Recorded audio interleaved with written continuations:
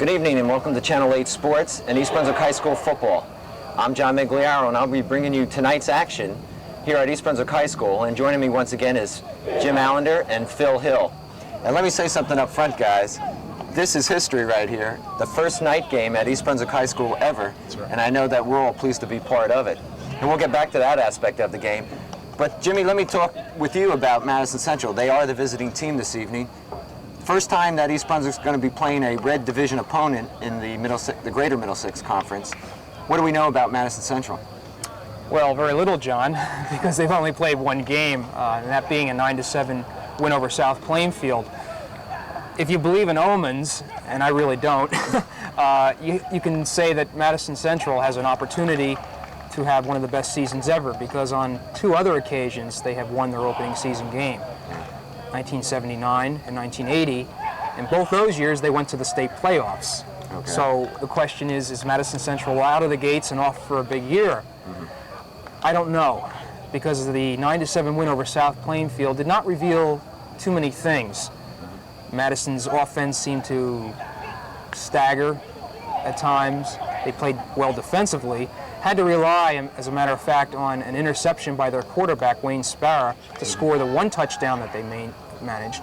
They came from behind on a 40-yard field goal from a 11th grader by the name of Scott Flynn.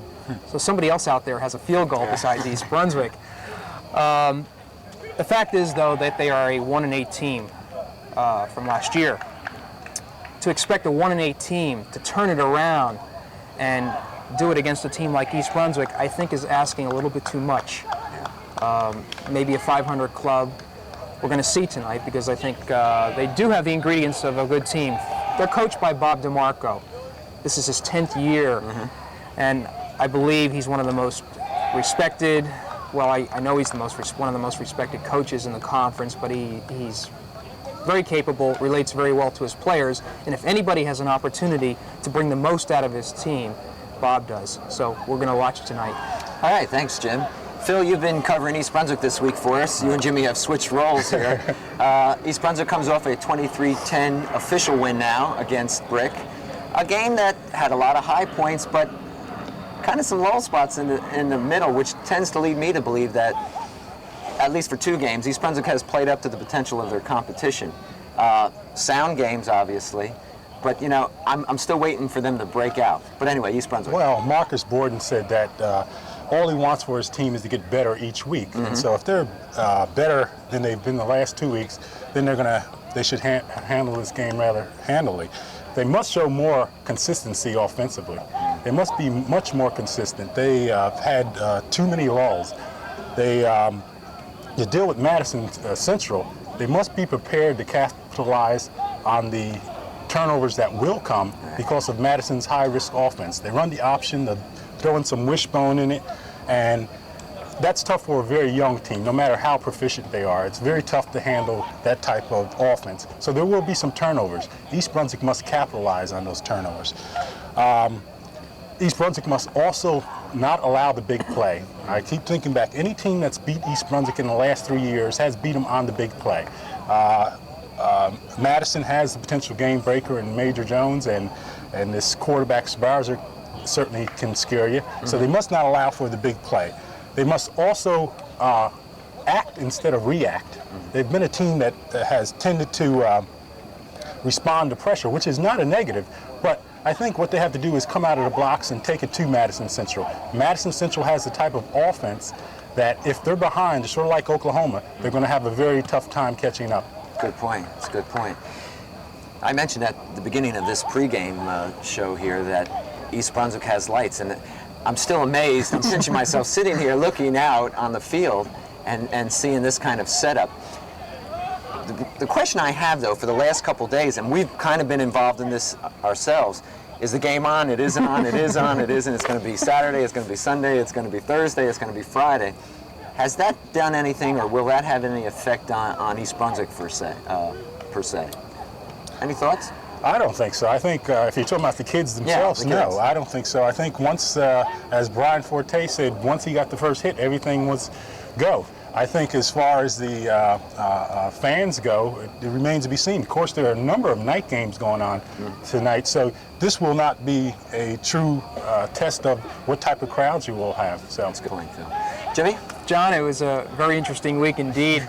I called up Monday morning, talked to Mrs. May, Charlie King's administrative assistant, and she was optimistic as ever. She says, I expect any moment for the light stanchions to be coming in. They were supposed to be arriving from Texas, and as of that time, they had not arrived. Then about 10 minutes, well, not 10 minutes later, but sometime later that morning, sure enough, they did come. And then they needed some good weather, which to put these stanchions up. On Wednesday, that's yesterday, it happened.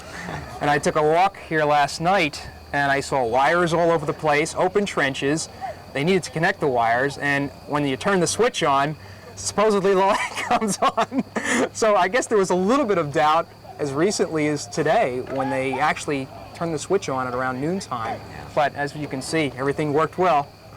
No, it looks beautiful out there, and I think we need to say that the reason these lights are here is due in large part to the persistence of Charlie King and a very forward-thinking Board of Education who recognize the value not only for the football program, but for the overall athletic program.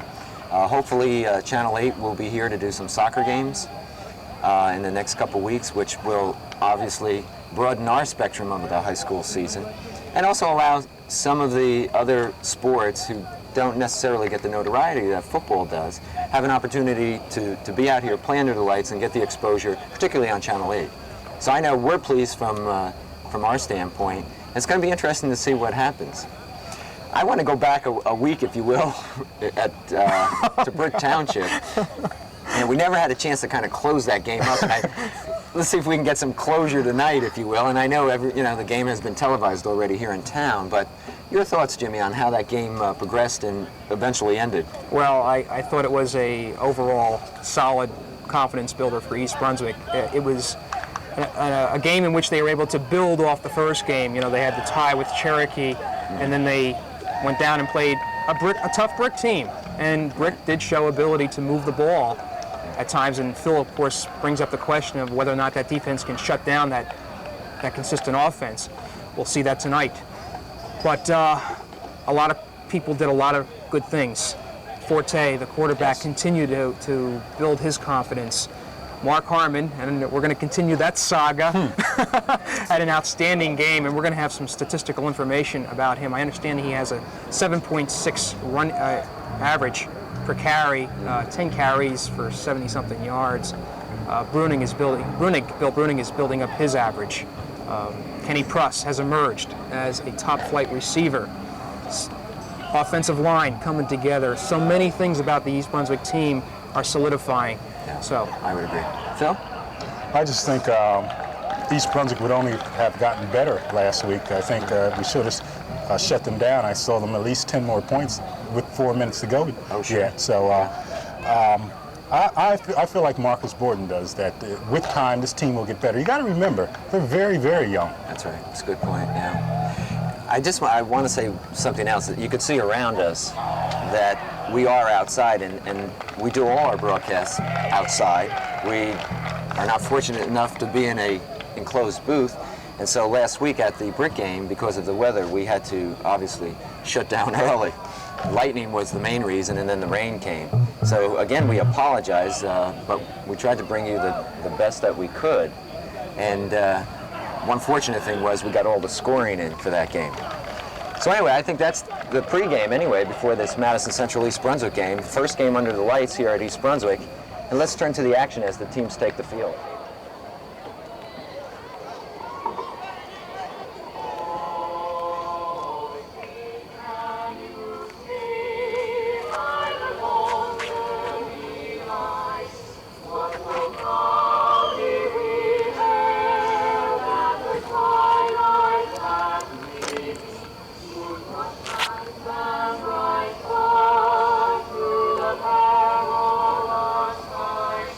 All around.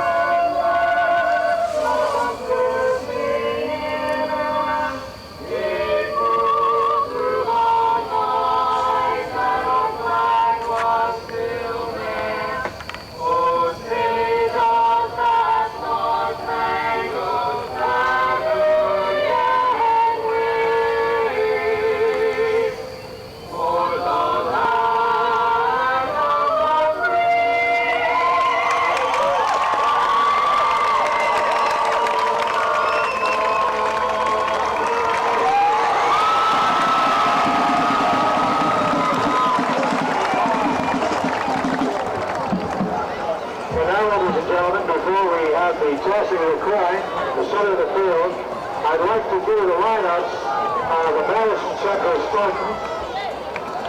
And the end position for the Spartans, coached by Mr. Bob DeMarco, we have Robert Jessup, number 82. And Well, good evening and welcome to Channel 8 Sports and East Brunswick High School football. I'm John Meggiolaro. I'll be bringing you the play-by-play for tonight's action between East Brunswick High School and Madison Central. Joining me once again are Phil Hill and Jim Allinder. As the teams are out on the field, we're waiting for the coin toss. I see a nice crowd, Jim, coming in. Yeah, they're starting to come in, John, slowly. I think a lot of them are still coming home from work, quite truthfully. And I guess we're going to have a pretty good crowd here. There's still a lot of seats left, and especially on the Madison Central side.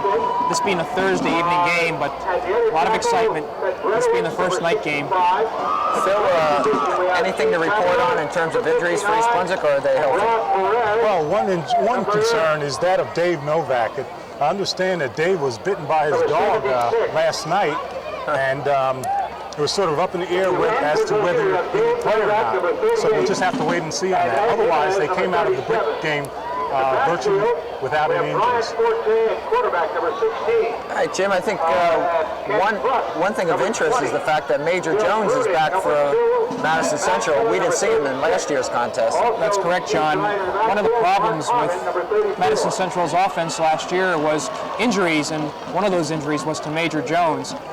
That's a question that is going to be answered tonight because Jones has grown up to be about 6 foot now, about 165 pounds, and he's going to get a good test tonight to find out how durable he actually is, because he is a fleet running back, kind of the same mold of Harmon. So he has the ability to break away. But the quarterback, Wayne Sparrow, who's a transfer from Keyport, is really the all-around player for Madison Central, and he's the one we want to watch tonight. All right, Madison Central has won the toss, and they will receive. They'll be moving from right to left on your screen and are in the white jerseys. East Brunswick will be in the dark or their home green jerseys. Beautiful night out here. We had somewhat of a threat of rain, but it looks like it's cleared up. And hopefully we'll be able to get through this full broadcast tonight. John, about an hour before the game, the wind started kicking up. The clouds started coming in, and I agree with you. I thought we were going to have a threat of rain, but things have died down. The trees are absolutely standing still, so the wind is not a factor tonight. Well, Josh Miller's out teeing up the ball. He'll kick it off for East Brunswick.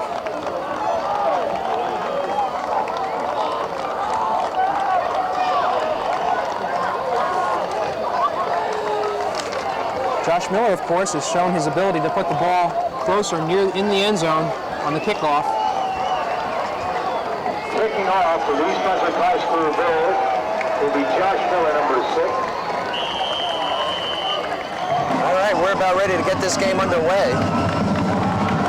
Here's Miller's kick. It's a fine kick into the end zone, and the ball will be brought out to the 20. The ball was fielded by number 7, Nugent, but he stepped into the end zone, so it'll come out to the Madison Central 20, and they'll start on offense. Well, John, that's a fairly new rule that once the ball's kicked in the end zone, it can't be returned out of it. That's going to benefit East Brunswick all year with the ability that Josh Miller has. First down and 10 now for the Spartans from their own 20-yard line. Well, we're just underway, first quarter action. Madison Central comes out. They have Sparrow at quarterback, Romanoff and Jones in the backfield. That's Sparrow, hands off. That was Jones. Jones will pick up close to 5 yards. John, we will try to pick up the numbers for East Brunswick's defense as we go along here. Of course, you see number 20, Ken Pruss, defensive leader for East Brunswick. He's a linebacker, rover back. Up on the front, Renowitz 65, Larry Novak 72, Tepazinko 71. And we'll pick it up after this. Let's call it 2nd and 6 for Madison Central. Sparrow's got the ball. He keeps it. And he'll pick up about 2 yards, bringing up a third down. In the backfield for East Brunswick, number 33, Rob Schaefer, 22, Joe DeVito, 2 linebackers, Rick Oken, 40, defensive back, Billy Brunig, defensive back also, number 2, and number 38 would be Dave Novak. So he is playing, Jimmy. Dave Novak's in there. That's good to see. Right, and let's also add Matt Miller, number 36, middle linebacker. 3rd and 3 for the Spartans. They're on their own 27. Fake to Jones. Sparrow has the ball. He's going to be dropped short of the first down.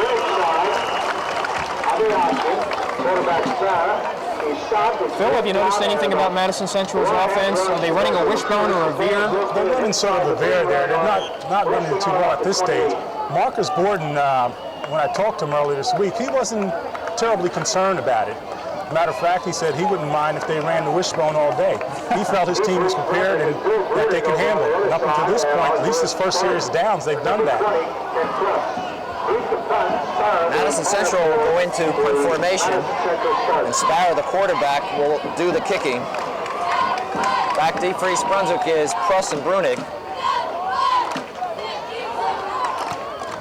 Sparrow gets off a nice kick. This is going to be Pruss at his own 35. He drops the ball, picks it up, and stays right there at the 35. John, we forgot to mention that Wayne Sparrow, the punter, is extremely versatile. And one of his fine ability is punting. Kenny Pruss made a mistake that a lot of young athletes will make. They're looking upfield instead of concentrating on catching the ball first, then running with it. All right, East Brunswick first down on their own 36. That's Miller and Harmon in the backfield. Handoffs to Harmon, right side. He's got room. Mark Harmon's got some. He's got some great moves. That's what I was trying to say. That was a combination of great moves and speed. He was able to get to the outside, pick up a lot of yardage for East Brunswick. That's a first down. I'll tell you, if Madison Township can't cover the ends any better than that, they're going to have a very long night. Mark had as much room as he needed. First down for East Brunswick. The ball on the Madison Central 43. Forte's at quarterback. Miller and Brunig in the backfield. This is Brunig off the left side. He'll pick up about 2. Well, at least in this first series, it's very obvious that East Brunswick has the advantage on the line. Let's pick up some of those line players. Pazinko again is 71. He is at one of the tackles, along with Gene Kemmerer, 59. Larry Novak, 72. Rob Perez, number 76, is starting in there, along with Steve Brenowitz, 65. Scott Brenowitz, excuse me. Flankers are Novak, 38. Jimenez, 37. 2nd and 8 for the Bears on Madison Central 42. Forte has the ball, looking to throw, being pressured. Looking for Pruss, I believe it was, on the outside, incomplete. I'm sorry, number 36. That was Matt Miller, the fullback. First time we've seen that play. Ryan was running for his life on that. They had that big defensive left tackle after him. Vinny, Go ahead, Phil. I'm going to try it. Egitano. It's interesting to see how Bob DeMarco just rattles this name off. As near as I can get to it, it's Vinny Uchiagiano. And that's the last time I'm going to say that. And you thought my last name was bad, huh? All right, 3rd down for the Bears. 3rd and 8. The ball on the Madison Central 42. Forte calls a timeout. A little confusion there.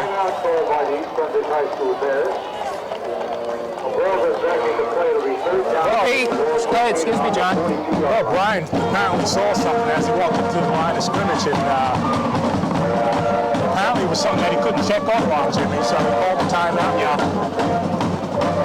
I was going to say, a lot of action. East Brunswick fall sports again. Boys soccer team, 6-1 now, fresh off a 12-0 win over Perth Amboy today. Leading scorers for East Brunswick, Penny Dean, 7 goals. He's one of the captains. Ed Reagan is leading the team in assists with 5. The goalkeepers, Brad Hockman and Ken Cohen, have been splitting duty and both doing an excellent job. And the top defenders have been Mitch Rubin, he's another captain, Stu Aaron, Brandon Borchell, and Steve Goldstein. So East Brunswick is off to a good start in boys soccer. All right, it's 3rd and 8 for the Bears. Forte calling signals. Russ comes in motion right. Forte rolls right. He's being pressured, keeps the ball. Forte across 35. He'll be close to a first down. Let's see where they mark it. Nice running by Brian Forte. He looked as actually had a receiver open, and apparently he didn't see him, and he did the right thing. Ate the ball and picked up some good yardage. Very close to a first down. Look for East Brunswick to go for it on this play. Okay, Forte was short about a yard. It's 4th and about 1 on the Madison Central 34, and the Bears are going to go for it. That's Miller and Brunig back there. Forte goes into a shotgun formation. Russ and Jimenez wide left. Forte, plenty of time. He fumbles the ball. Madison Central's got it. He's going to score. It's Mike Nugent. Nobody's going to catch him. Nugent rumbles in. East Brunswick finds itself in the same position that it was last week, behind.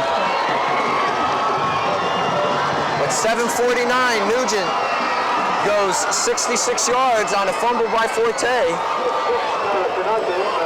I'll tell you, I'll be honest with you. It's hard to figure. You know, I'm not one for second guessing, but it's hard to figure that play there. It's 4th down and 1, and they go into a shotgun formation. It's just hard to figure when you got tools like Harmon and Miller back there. You know, a little bit of surprise is lost when you go into a shotgun and throw. Not only that, Josh Miller's on the bench. Here's the extra point, and it's no good. Missed by number 6, Jim Kubler. So the score is 6-0 here at East Brunswick High School, first period action. So a bit of surprise. Well, Madison Central jumping out on top. Well, I think we've seen earlier in the year that surprises are a big part of Marcus Borden's repertoire. But again, I say that to go into a shotgun with a 4th and 1 with the tools that he has, they ran Mark Harmon on a play to the right side, which Madison Central hadn't shown that they could stop at all. They had Matt Miller, who could certainly plow up the middle and pick up a yard.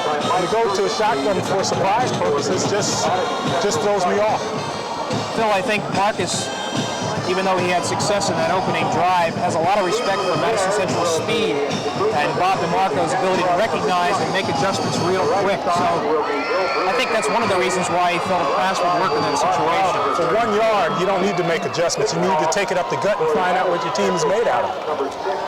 All right, Madison Central will kick off. Back deep for East Brunswick is Pruss, Brunig, and Harmon.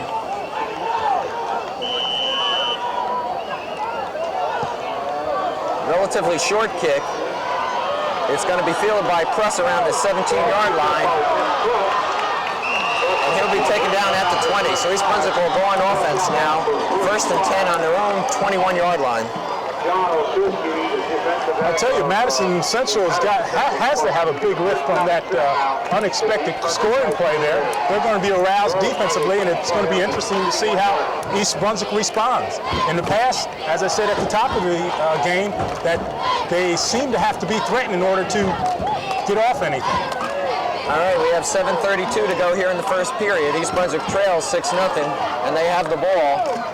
There's Harmon. Harmon will be up around the 25-yard line. Didn't seem like he got a lot of yardage on that play, but he squirmed his way for 4 yards. Picked up more than one, Jim. Well, so let's give him a 5-yard gain.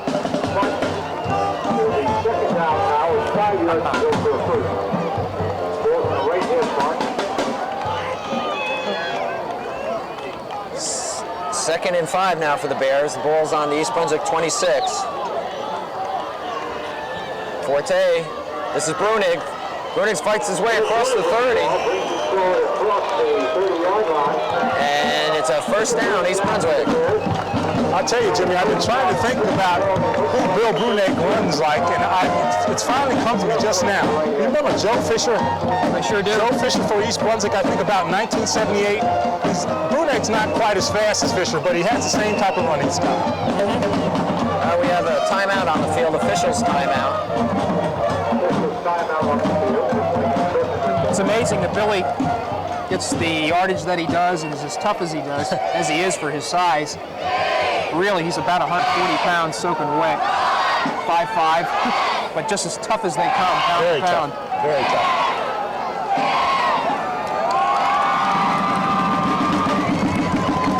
All right, East Brunswick will be operating with a first down.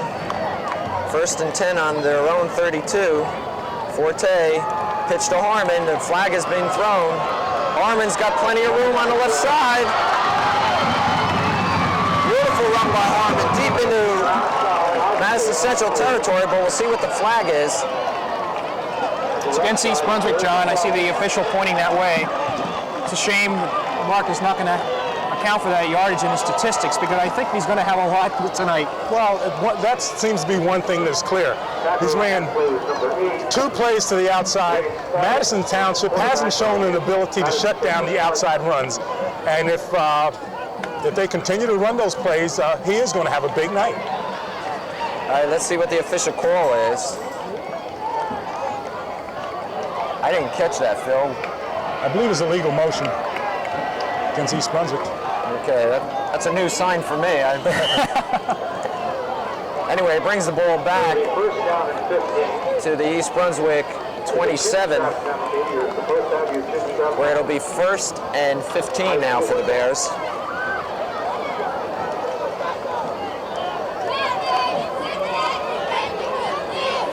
High formation. Forte fakes to Miller, looking to throw. Nice grab. I think that was Jimenez out here on the right side. Beautiful catch. It was Ed Jimenez. Showing fine hands on that play. Of course, Forte has had a lot of success throwing to the outside to Ken Pruss. It's kind of good to see that he has another receiver that can handle that type of pass. Well, Jimenez has improved so much over last year. As I said before, we know he has the speed. Now he's showing that he has the hands. That's got to be a plus for East Brunswick. John, look at the size of the crowd. It's growing now. Nice crowd. 5:40 to go here. First quarter action. East Brunswick, 2nd and 6 on their own 36, and flags are thrown. Movement on the East Brunswick side.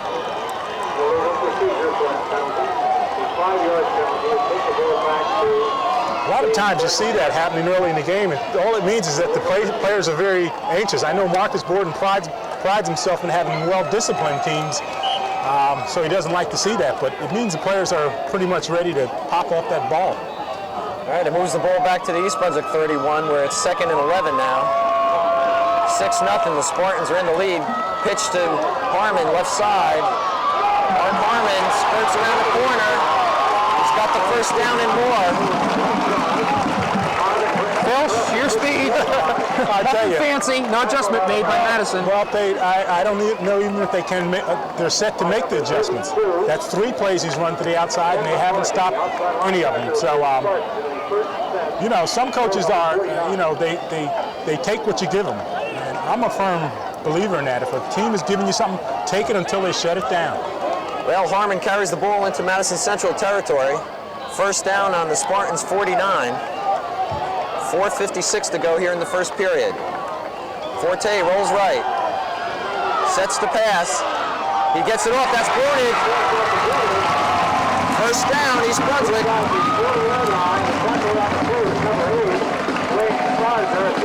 I tell you, you can't say enough about Brian Forte. Now, tremendous poise. He was besieged by Madison Central tacklers, pumped once, brought the ball back, and fired it right on the line to the receiver there. A great catch and a great pass. Brunig brings the ball down to the Madison Central 37, 1st and 10. That's Miller and Harmon in the backfield with Forte. And that's Harmon. Harmon's going to be dropped for a loss.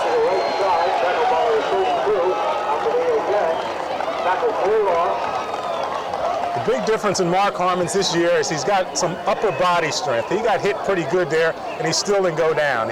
He's always had speed and stuff, but he's built himself up, and before his time's over, he's going to be something else. All right, the ball was marked back at the line of scrimmage. That's where his forward progress stopped. So it's 2nd and 10 for the Bears. Ball at the Madison Central 37. Here's a pitch to Brunig on the left side. Brunig runs through, crosses the 30. He's down at around the 27-yard line of Madison Central. John, Phil and I are up here shaking our heads on that run. He was hit once, should have went down, bounced off 2 other tacklers, and just continued to roll on and get significant yardage to set up a 3rd and 2. But it's just the picture just shows what a fine runner he is. We have a timeout, an official's timeout. And now time is back in. This is a 3rd and 1 play. Split backfield, Miller and Brunig. That's Miller. I'm sorry, that's Joe DeVito. DeVito gets the first down. It's taken out at the 25-yard line. I'll tell you, it's really got to be mind-boggling for the opposing coaches to realize that everything East Brunswick has in that offensive backfield is coming back. Everything. And back again after next year, too. There's 3 sophomores. Incredible.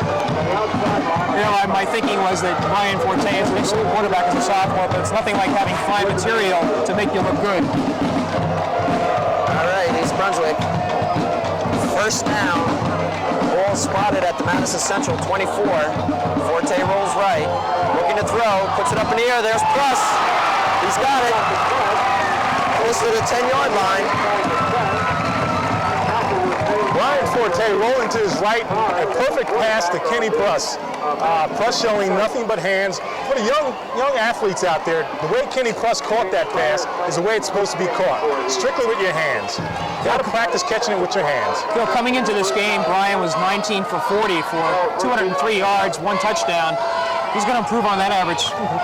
First down, the ball is at the Spartan 11-yard line. East Brunswick can get a first down. This is Brunig.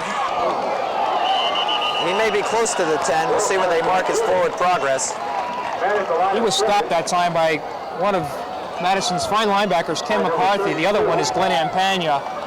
And those are the 2 individuals that I believe Madison is going to have to rely on to stop that outside game, make those adjustments. All right, Brunig got back to the line of scrimmage. Let's call it 2nd and 10. Minute and 43 to go here in the first period. East Brunswick trails 6-0, but they're on the move. Here's Forte. For Pruss in the end zone, knocked down. Fine play there by the Madison Central. You know, when East Brunswick does so many things well, and particularly Brian Forte, you tend to be a little critical and allow me to just make an observation. He seemed to be telegraphing that pass play. As soon as he took the ball from snap from center, he immediately looked at the right side of the field, saw his receiver, and that gave the Madison defender enough time to react to the play. Jack Ordner was right there. He almost picked it off. This will bring up a 3rd down for the Bears. 3rd and 10. Ball is at the Madison Central 11. I look for Joey DeVito sweeping left. Movement by East Brunswick, and that's going to move him back. 3 penalties so far in this drive. And if East Brunswick is unsuccessful in converting this first down, Josh Miller will have a longer field goal attempt. It's a legal procedure against East Brunswick, and to move the ball back to the Madison Central 16-yard line. 3rd down now, and 15 for the Bears.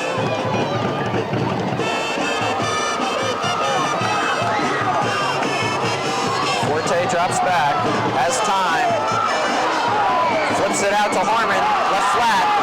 Nice move. Harmon's going to go out of bounds around the 10-yard line.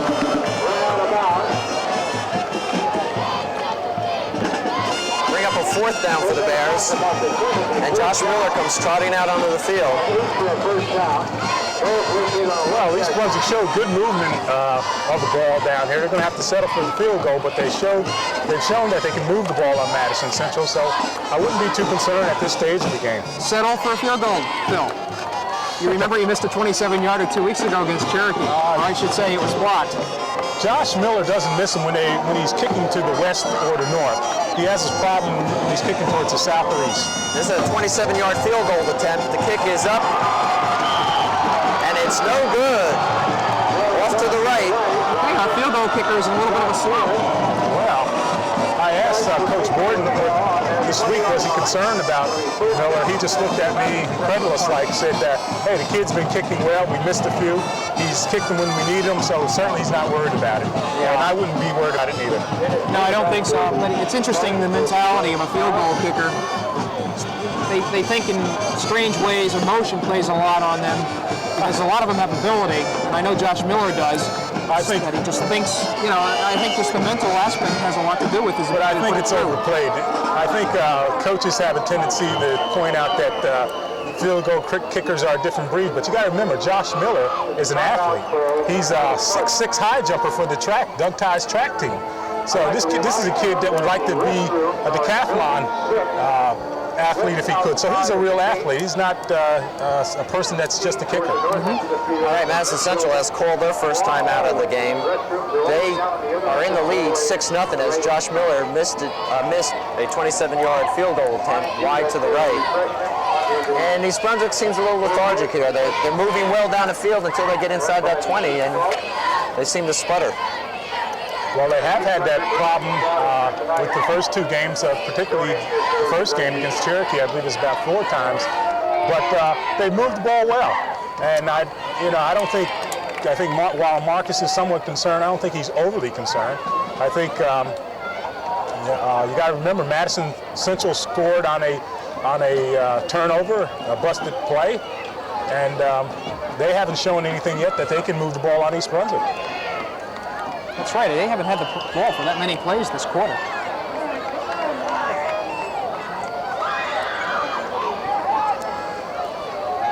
Bob DeMarco still on the field with his team.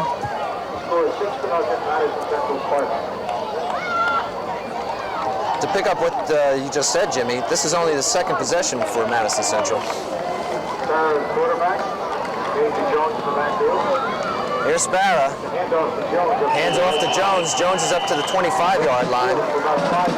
Nothing fancy about that, just straight up the middle. Well, the important thing about that, in the variant or the wishbone, Jimmy, the probably most important player, most people think it's a quarterback, but it's really the person who hits that line initially. If he makes you respect him, then everything else can work. If you don't respect that guy, then you can control the option. All right, 2nd and 5 for the Spartans. 24 seconds to go here in the first period. 2nd and 5. That's Sparrow. He still has the ball. He's going to be close to a first down. I think he's got it. Brings it forward for the first down. Marcus Borden had mentioned that the person that he was most concerned about on the field was Wayne Sparrow. He said he's an excellent athlete and he does so much when he has the ball. So it's to Madison Central's advantage to keep the ball in that young man's hands. Well, this should be the end of the first period. And that is the end of the first period as East Brunswick trails Madison Central 6-0. John, I don't think it's time to push the panic button yet. As Phil has mentioned, East Brunswick has shown comfortable ability to move the ball. Both of its possessions, penalties have hurt them. Of course, they missed the field goal on the second try. I don't think it's a matter of them having to change their game plan. They need to tighten up on the defense, not allow the first downs, force Madison Central to turn over the ball or at least punt the ball deep in their own territory as they begin the second period. Girls soccer team for East Brunswick is now 8-0, fresh from shutting out Perth Amboy, also 12-0. It's been Lisa Gagno, the main scorer, and we will pick up with the rest of the players for East Brunswick girls soccer team in a moment.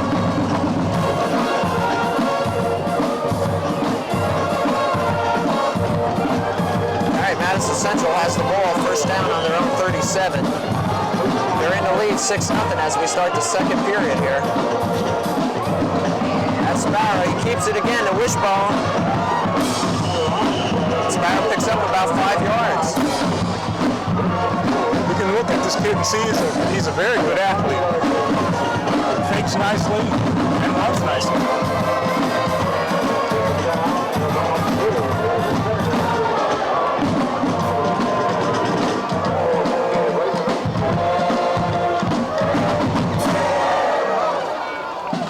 The ball is just short of the Spartan 40-yard line, 2nd and 5.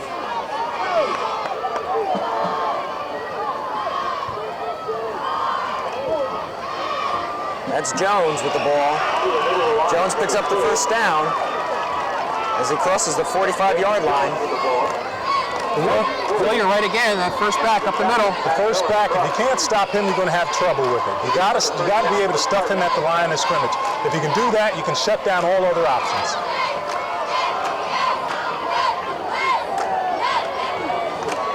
Ball is spotted at the Spartan 46, 1st and 10. We've just started the second period with the Spartans in the lead 6-0. Sparrow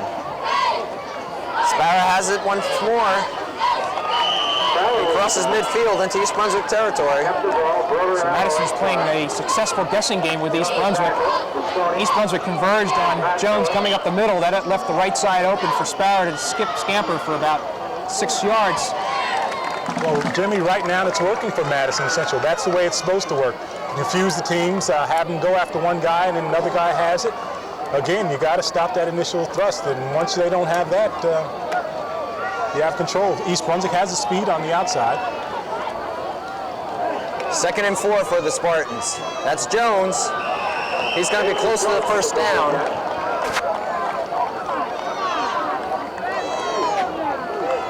And he'll be just short. They're going to call for a timeout and measure. If you're Coach DeMarco, you got to be pretty pleased right now. Madison Central looks very aggressive. They look pumped up. They're coming out, and on this drive anyway, they seem to be taking it to East Brunswick. It's very obvious that the 6-0 lead has them a little more relaxed than they would be if they were behind. Well, Jimmy, and they're just short of the first down, so that'll bring up a 3rd down and about 1. they can afford to stay with their game plan if they have a lead. If they're behind, then they can't afford to stick with that. They got to break out of it and perhaps go to some passes. So right now, they're sitting pretty comfortable. I think you're right, Phil. With the lead and their ability to control the ball, they're really dictating the tempo of this game at the moment. Let's look for a turnover. I think East Brunswick could use a turnover right here. Well, it's a high-risk offense, and there's going to be some turnovers. Again, East Brunswick's got to take advantage of them. All right, it's 3rd and 1. Ball on the East Brunswick 44. That's Sparrow on a quarterback keeper, and he should have the first down.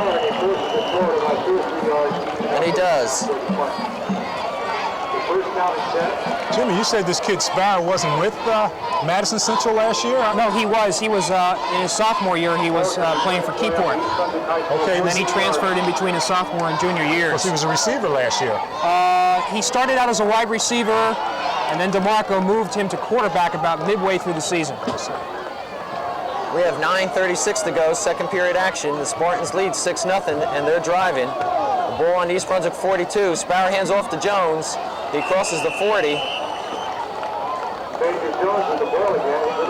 I'll tell you what's happening. The offensive line for Madison Central, particularly our friend Mr. Meggiolaro, 74, and Pete Jessup, 73, they're big boys, and they're really moving some people out. Jones picks up 3 rather. It'll be 2nd and 7. Sparrow fakes to Jones, keeps the ball. Dave Novak on a blitz there. He's dropped for a loss. Stopped him before he got out of his tracks. Phil, that was what I was thinking East Brunswick was going to have to do to disrupt that flow. Just take a chance and send one of their defensive backs or linebackers in there and see if they can make a right guess in handling the quarterback, and I think they did that time. So now we have a 3rd and long situation, and perhaps Madison Central is going to have to put the ball in the air. 3rd and 8 for Madison Central. The ball is on the East Brunswick 40.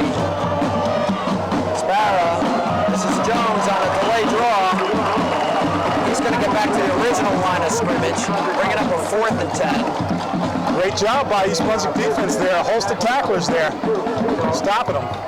I see Brunswick coming off the field holding his right arm. I hope it's nothing serious. And about 10 yards to go for the first down. 4th and 10, and Madison Central will punt. Sparrow is a fine kicker. Ken Pruss will go back deep for the Bears.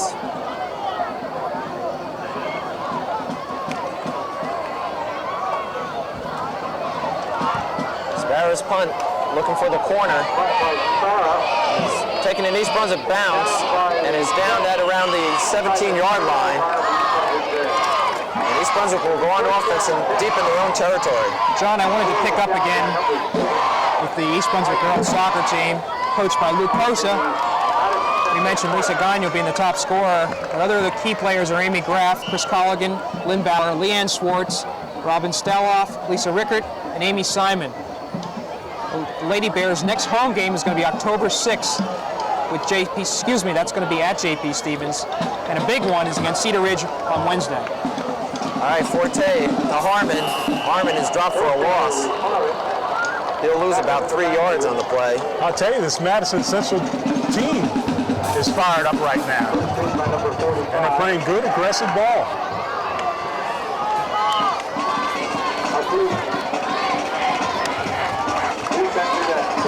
Ball's now spotted on the East Brunswick 14 after that loss. It'll be 2nd and 13 for the Bears.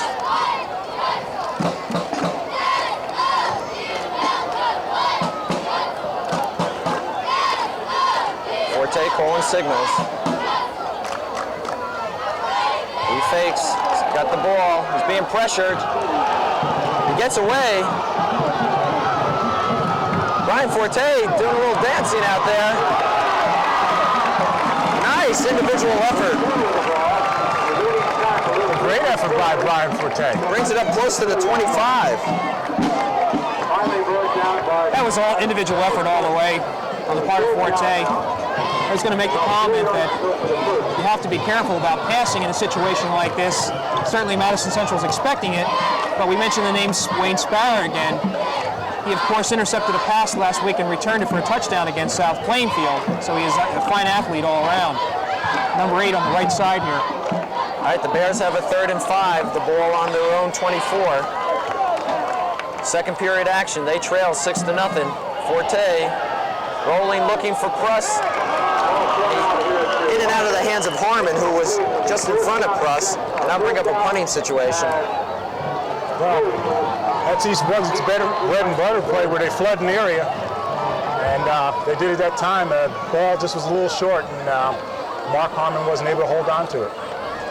Jimmy, I want to pick up on a comment you made earlier to us before we went on the air, and you said East Brunswick just looked a little flat out there in warm-ups. Well, that was my observation, and I'm not sure if that was an indication of the way the team feels, because they're always that way before a game starts. I just have to think they're just a couple of plays have just turned it around for them. They have to get the momentum back. All right, Josh Miller punts it away. It's a fine kick. Taken by Madison Central at the 34. The ball will be spotted around Madison Central 42. Mark Harmon making a nice tackle on that return. John, that was a 43-yard kick for Josh Miller. First down and 10. I'd like to advise you that We have 5:27 to go here in the second period. A nice crowd, as Jimmy mentioned before. one is building number 6 and the other one is on the left, building number 7. Sparrow keeps the ball on the wishbone, and he may have gotten back to the line of scrimmage. Matt Miller making the initial contact, dragging Sparrow behind enough, giving his tacklers enough time to finish off the job. You know, Madison Central, I talk about a high-risk offense, but they're only using 2 phases of that option play. Either giving it to the running back into the line or the quarterback keeping it. They haven't tried pitching it yet. They give Sparrow a yard pickup on that play, and we have a timeout. You know, Scott Brennerwitz, who came off the field before, has not returned to the lineup. I see him with his helmet on, looking to get in, perhaps the next play. All right, after a minor equipment problem by a Madison Central player, we're ready to go here. 2nd and 8, and Madison Central calls their second timeout. The quarterback of the Madison Central Spartans. Well, this is a fast-paced first half. There's only 4 minutes and 37 seconds left in the second quarter. Not that many possessions. A lot of running, Jimmy. There hasn't been that much passing, a lot of running, so therefore the clock's been eaten up. See, Scott Brunswick's just winning the game, Jimmy, so it appears to be all right. You know, last week, Ted Pazinko, number 71, you see him walking off the field now. I understand he was a little sick at halftime at the Brick game. Of course, without that heat and humidity, I didn't blame him. I think a lot of the players probably were feeling a little ill after that one, but he's trying to get it back together. I'll tell you, speaking about Ted Pazinko, we talked about his brother Glenn at North Carolina, but he's not even the best athlete in the family. They tell me he has a sister named Sue Pazinko who has 11 varsity letters, and so she's got to be considered the best athlete in the family. All right. And we thank Mr. Pazinko for that one. 2nd and 9 for the Spartans. Ball on their 43. Sparrows' first pass is thrown incomplete. A flag is thrown. There may be pass interference against East Brunswick. Let's see the call. Oh, it's holding against Madison Central. I'll move him back. The play developed so quick, I thought maybe one of the East Brunswick defenders was on the back of the Madison Central receiver.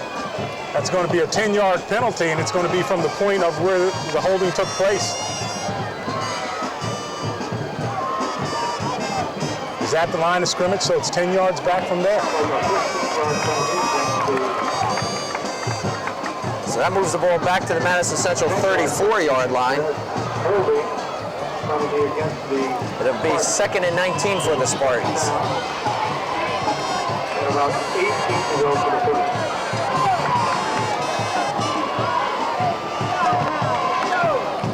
Here's Sparrow rolling the pass. He's being pressured. He's going to be taken down. Down to the 25-yard line. Well, East Brunswick, as it has in the previous 2 games, makes a few adjustments, figures out the little new offensive threats that the opponents show, and now they're starting to take over. Jimmy, I believe that was a safety blitz by Kenny Pruss. And Joey DeVito was in on that tackle as well. Of course, if they are able to hold Madison Central here, that'll force Sparrow to kick deep in his own territory. Still plenty of time, 4 minutes left in the first half. All right, Sparrow is dropped at his own 26. It's 3rd and 25 now. He fakes the draw, looking to set up a screen. He's got his man. It's number 46 for Madison Central. That's Ordner. Jack Ordner takes the screen. I'll tell you, the screen was set up very nicely. If the young man could have kept his balance, he probably could have picked up some very good yardage. Madison Central was very fortunate on that play. Ordner was just able to grab onto the ball. If he doesn't catch it, of course, it's an incomplete pass. And then he was able to avoid another tackle that would have kept Madison Central deep in its own territory. As it is, they will be punting. Ordner gets back to the original line of scrimmage, that being the Madison Central 42. And they'll be in punt formation. That's Pruss and Harmon back for East Brunswick. A low kick. Pruss is going to field it at the 25. Reverses it to Harmon. Harmon will get up to about the 26. East Brunswick's going to have to go into a rather hurried offense with less than 3 minutes to go here. Well, they can take their time. They just got to execute well, that's all. You think, Phil, though, that they are going to have to use the pass a lot more in this drive? Well, passing is a part of the normal plays, so they just do some of the normal stuff and get the ball down the field. Right. I have to think, though, that they're going to be, a lot of their passing is going to be to the outside where they've seen a lot of success in the first 2 games. Marcus has been holding on, throwing to Novak coming over the middle. I've been kidding him about that, so we may see it here. 1st and 10 for the Bears on their own 27. Forte pitches to Harmon. And Harmon's going to lose maybe 2. That was the middle linebacker, John Olszewski, on that play. He showed great speed coming up to tackle Mark Harmon. We're down to 2 minutes and 15 seconds here before the end of the first half. Madison Central leads 6-0. East Brunswick has a 2nd and 12 as Harmon lost 2 yards on that play.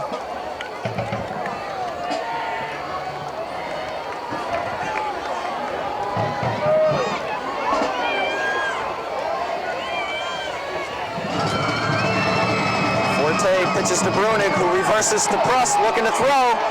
Pruss has got Harmon wide open and overthrows him at the 40-yard line. Hard to imagine that Mark Harmon would be overthrown, but I have to think that he didn't see Pruss waiting to throw the ball, because Mark certainly can run fast. Well, I think it's Pruss's job to get the ball to Harmon. Actually, if he would have threw it more on the line, while Harmon was open, he would have got to him. Actually tried to throw it and let Harmon run under it. It didn't quite work out that well. All right, we're down to 1:43 now. East Brunswick's facing a 3rd and 12. The ball on the East Brunswick 25. The Spartans lead 6-0. We have a discussion on the field at the moment. I'm not sure what it's about.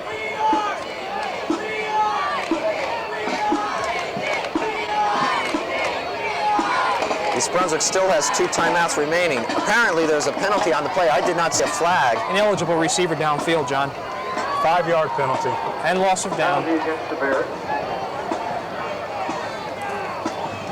Illegal receiver downfield.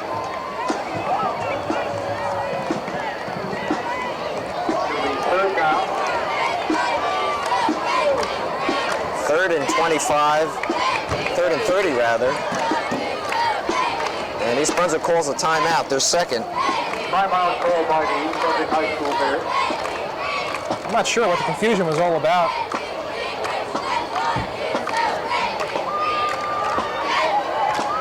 So East Brunswick finds itself in the position of being down 6-0 with just 1:43 left in this first half.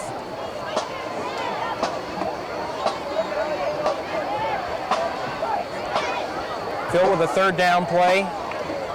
Well, they have a number of plays that they can do. Marcus likes to surprise people. I mean, you would ordinarily probably look for Pruss doing his thing or Jimenez streaking, but Marcus might just come with a screen to one side or something like that. He likes the element of surprise a lot. Jimmy, just to clarify an issue, it is not a loss of down anymore in high school ball. And I call 25, it's actually 15 yards, so it'll be 3rd and 15. The ball just resting over the East Brunswick 20. 1:43 to go. East Brunswick has used their 2nd timeout, so they have 1 remaining. 3rd and 15, Forte drops. Sets up, throws it to Pruss. Pruss up the middle. He's short of the 1st down, and a timeout is called. Madison Central. Sure, they certainly have enough time to start a drive once Miller gets off this kick. And that's their 2nd timeout. With about 4. It'll bring up 4th and 5 for the Bears, and obviously they'll punt it away. Well, I shouldn't say obviously. Marcus Borden's going out now to talk with the offensive unit. And Josh Miller, who was out on the field, comes trotting back off. Right, you have Brian Forte, who was also a punter, we should add. But I can't imagine that the Bears are going to do anything but kick the ball. They'll probably go into their regular quarterback over the center, then switch to the shotgun. Well, I said Marcus Borden likes to surprise people. He hasn't used Brian Forte passing off the punting situations yet this year. He may give him the option. Go back there to the punt. If you see something, go for it. If you don't, let it go. With the score being what it is and this close to half, he's probably going to punt it.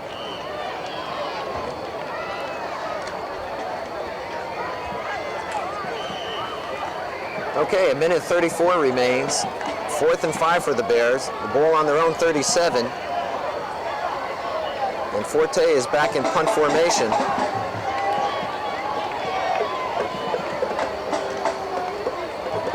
Here's the kick, a lot of pressure.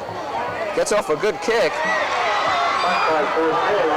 That's Walsh. He takes the ball and goes out of bounds. That ball came very close to being blocked. Madison Central defense was in there on him. Phil, that player that just received the ball, Ed Walsh, you know who that is? Huey Walsh's? You got it. Kid? That's his son. Oh, wow. Huey Walsh, the former coach of South River High, now at Monroe? Athletic director at Monroe Township, a resident of Old Bridge. A great guy. Right, fine friend of all of us. All right, the Spartans will have the ball first down on their own 34. They have 1 minute and 26 to work with, and they've used all their timeouts. So we'll see if Sparrow puts it in the air. Jones now, pitch back to Major Jones. He's throwing long down the sideline. Whoa, almost completed. I'll tell you, Kenny Pruss tried to make an adjustment on the ball while it was on the air and misread it, and the receiver almost got behind him there. Well, that was Romano, I think it was. yeah. No, that was DeVito, who was caught back, and then Pruss came over. Well, Pruss also came make over. the adjustment. I saw Pruss eyeing the ball, and he looked like he was going for the interception, but he misjudged it slightly. Romano was the receiver, intended receiver for Madison Central. That'll stop the clock with 1:18 to go before half. 2nd and 10 for the Spartans. They're in the lead 6-0. Sparrow hands off to Jones. Madison Central has no more timeouts remaining, so they're going to have to go into a hurry-up offense.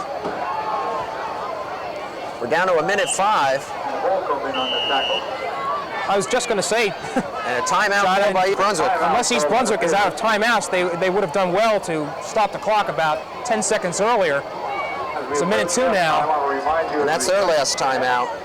The north end of the field. And also the restroom, building 6 and 7. Well, we see Coach DeMarco going out for the offense and Coach Nick Spadafino for East Brunswick defense out there. I imagine with a minute, 2 seconds left, East Brunswick would like to perhaps get the hands back on the ball.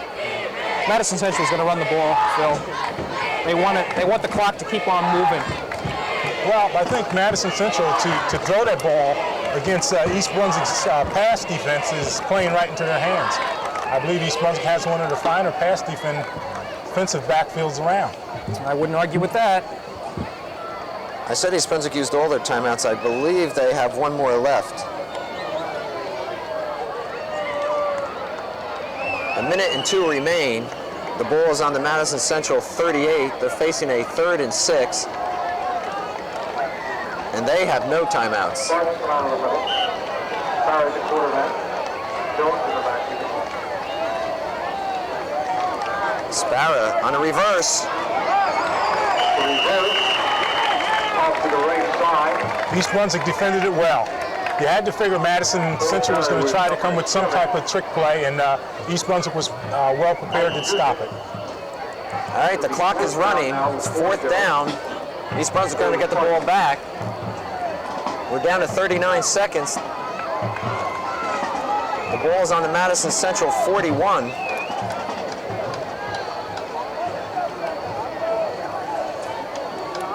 That's Pruss and Brunig back now for East Brunswick. We're down to 23 seconds. Madison's going to use all the time on this, take a 5-yard penalty. And we'll have a delay of game. You're right, Jim. That'll stop the clock with 18 seconds as they march off the penalty. Bob DeMarco hasn't been coaching for this long without learning a few things. And if he can take an extra 10 seconds off the clock to deprive East Brunswick of their time, he's going to do it. It's a smart thing. So East Brunswick at best, after taking this punt, is probably only going to have a few ticks on the clock with which to get some kind of points on the board. All right, the Bulls move back to the Madison Central 35 now. Still 4th down. 18 seconds remain. Oh, almost a bad snap. Kick is off. It's low. It's over Brunig's head. Brunig fumbles around for the ball. Finally picks it up at about the 14. East Brunswick will have 8 seconds. I'll tell you, John, Coach Borden is going to show that punt over in the films, and he's going to do what I'm sure he tells them all the time: fall on the ball. Do not try to pick it up. That was a very dangerous move by Brunig there. When balls like that, you should immediately fall on it. East Brunswick's going to let the clock run out here, which is just as well. Let's get this half over with. And that's it. That's the end of the first half. East Brunswick trails Madison Central 6-0.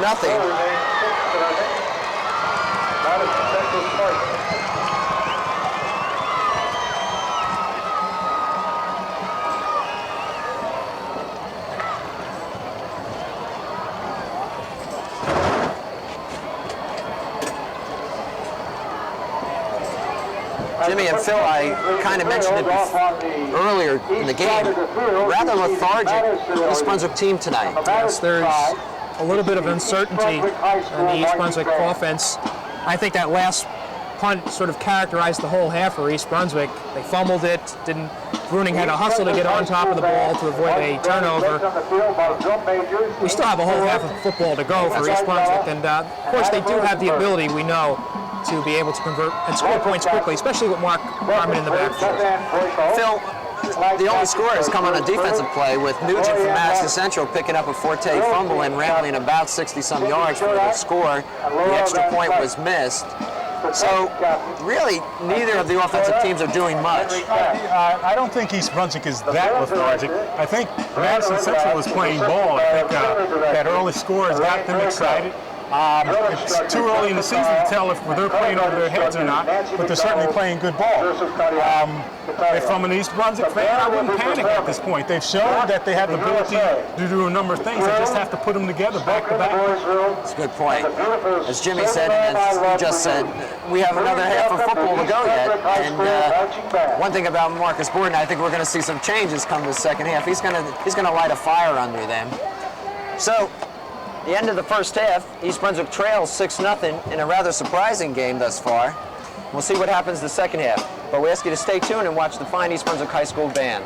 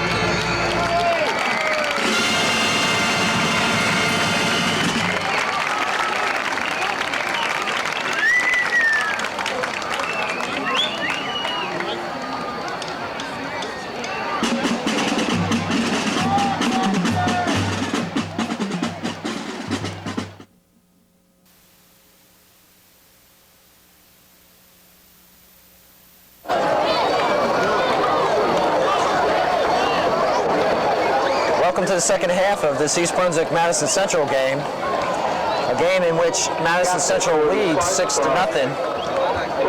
Jimmy, you have some halftime statistics, I believe. I do, John.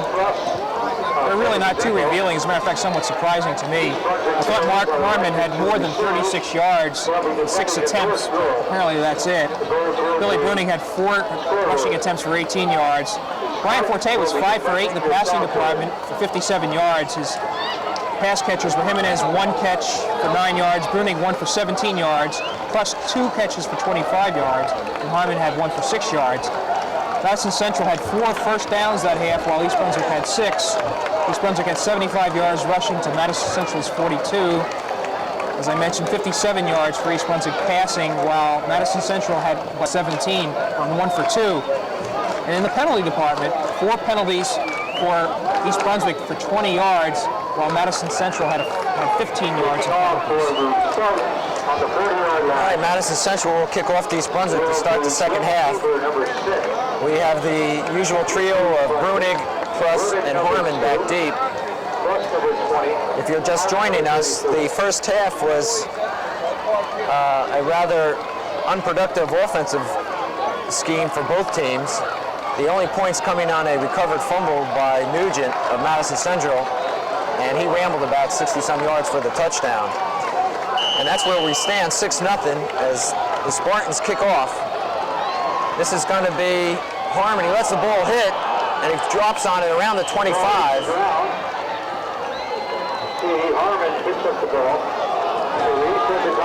Just like 2 weeks ago, when Cherokee was able to kick off short, it was just a last-second recovery by East Brunswick. Mark Harmon had to dive on that ball.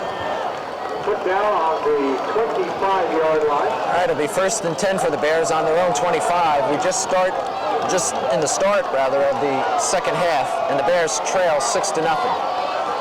That's Forte, inside handoff. I think that was Harmon on the carry. And on the tackle, number 73, Pete Jessup. Harmon will pick up 2. Let's call it 2nd and 8. It'll be 2nd down and 7. John, I should mention that the nose guard for Madison Central is Jim Keebler, who is a state championship caliber wrestler coming out for football for the first time this year. Number 4, right over top of the center. Brunig and Miller in the backfield. Forte looking to throw. Is that Pruss? Complete. Really no yardage on that play. Number 8, fire from the... I'll tell you, the pursuit by the Madison Central team has been very good. They've been right on top of everything the first 3 plays. You're right, Jimmy. Pruss picked up no yardage on that. So it'll be 3rd and 8. Ball on the East Brunswick 28.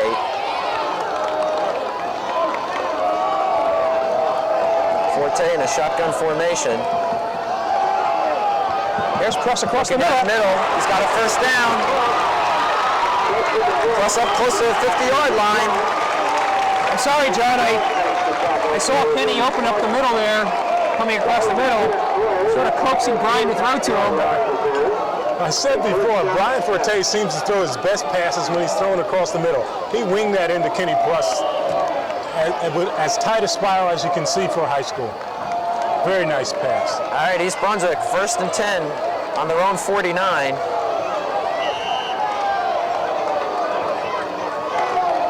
High formation, Miller and Brunig. There's a pitch to Brunig. He's going to be dropped for a big loss. That is the right side linebacker, Glenn Ampagna, makes the stop for Madison Central. I'll tell you, I'm impressed with Madison Central's linebackers. They've been quick on the sweep. In the early going, they had a few problems, but they've made the adjustments and they come up very quickly. Right, I'm really impressed with them. Madison has been playing a 5-man line with 2 linebackers and 4 deep backs, flip-flopping their defensive backs up on the line as the situation merits. All right, the ball on East Brunswick 46. It's now 2nd and 14. Forte again in the shotgun.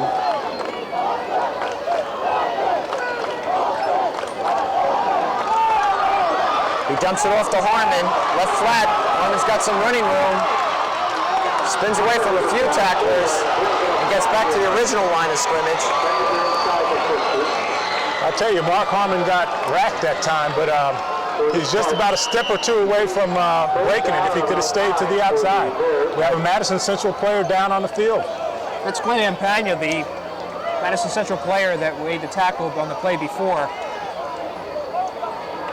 Apparently he was the recipient of that charge by Mark Harmon. All right, the ball's spotted on the Madison Central 49. We'll bring up a 3rd and 9 for East Brunswick. Let's take a timeout to talk about the East Brunswick girls tennis team, which has also been doing very well. Their only loss this year has been in the Greater Middlesex Conference tournament to J.P. Stevens. This past week, they defeated Edison 4-1. Heather Ackaway is the #1 singles player for East Brunswick. I know her from her father, who delivered my son, Jimmy, 6 months ago. He's our obstetrician. But Heather is a fine player. Of course, she would probably be the best in the county if it wasn't for J.P. Stevens' Danielle Klorman, who is the former state champion. Maren Hirsch is the 2nd singles. Wendy Klepner is 3rd singles. Doubles teams are Jody Kulik and Stephanie Warshaw. And the 2nd doubles are Carrie Epstein and Suzanne Gifformer.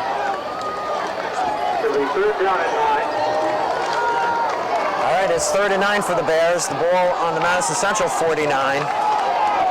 8:56 to go here in the 3rd period. Madison Central leads 6-0. Forte looking for an open man. He pulls the ball down. And he's going to get back to the line of scrimmage, bring up a 4th down. One of the chances that you take when you run with the ball is that you can leave yourself open for a good hit. Madison Central just laid one on Brian that time. Good pursuit again by the Madison Central team. Phil and Jimmy, you have to be impressed with that defensive coverage by Madison Central. I think a turnover is probably a way in which East Brunswick is going to get the momentum in this game. They're going to have to look for it and force it. All right, 4th and 9 for the Bears. Forte will drop into punt formation. Yeah, okay. And we have a penalty. Encroachment on the Madison Central nose guard. Advances the ball 5 yards.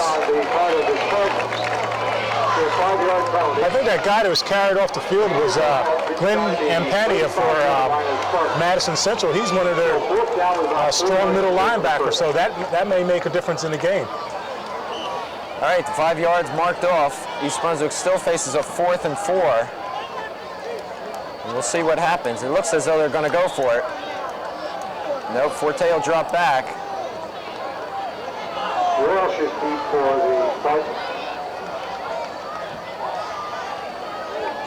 And Forte will punt the ball. Straight up kick. It's fielded by Madison Central at the 34. That's Sparrow. Sparrow could go all the way. He's going to.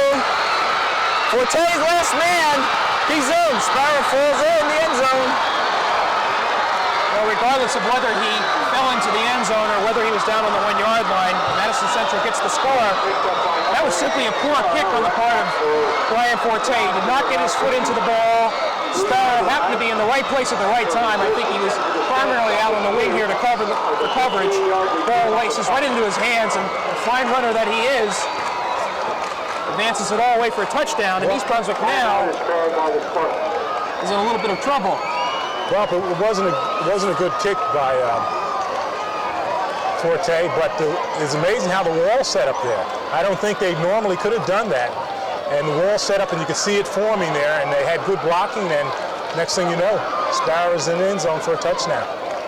It was a rather odd play because Sparrow was standing by the sidelines, quite honestly. The East Brunswick coverage went straight downfield, so there was just 2 East Brunswick players really in Sparrow's way. He dodged one and ran over the other, and Forte made a gallant effort at the 1, but Sparrow fell in the end zone. And Madison Central is on top now 12-0. 7:29 to go here in the 3rd period. Ball's on the 3-yard line of the Bears.